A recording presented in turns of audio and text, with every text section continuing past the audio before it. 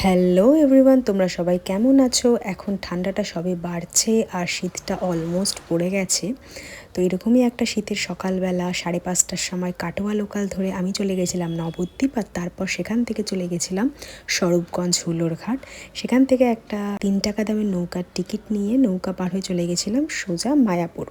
তোমরা সবাই জানো মায়াপুরে আছে ইস্কনের টেম্পল, তো আমার সেখানেই যাওয়ার উদ্দেশ্য ছিল। তো আমরা চলে গেছিলাম ইস্কন টেম্পলে। ঢুকেই দেখলাম সেখানে গেটের সামনে কৃষ্ণর নাম হচ্ছে, আর তারা সুন্দর করে মন্দিরটাকে সাজিয়ে রেখেছে। তো একটা ছুটির দিন পেলে এরকম একটা দিন সারাদিন মন্দিরে থাকতে খুবই ভালো লাগে। তারপর একটা 60 টাকার টিকিট কেটে আমরা খেয়ে নিয়েছিলাম ভোগের প্রসাদ। ভোগের প্রসাদে ছিল ডাল, ভাত, বেগুনি, একটা সবজি, আর তার সাথে ছিল পনির আর পায়েস। তারপর একটুখানি চারিদিকটা ঘুরে দেখছিলাম। সবসময় তো আর সব ছুটি আগের থেকেই প্ল্যান করে রাখা যায় না, তাই কখনো এরকম একটা শনি বা রবিবার করে তোমরাও চলে যেতে পারো মায়াপুর ইস্কন টেম্পলে। একটা দিন খুবই ভালো কাটবে, কথা দিলাম। Thank you for watching.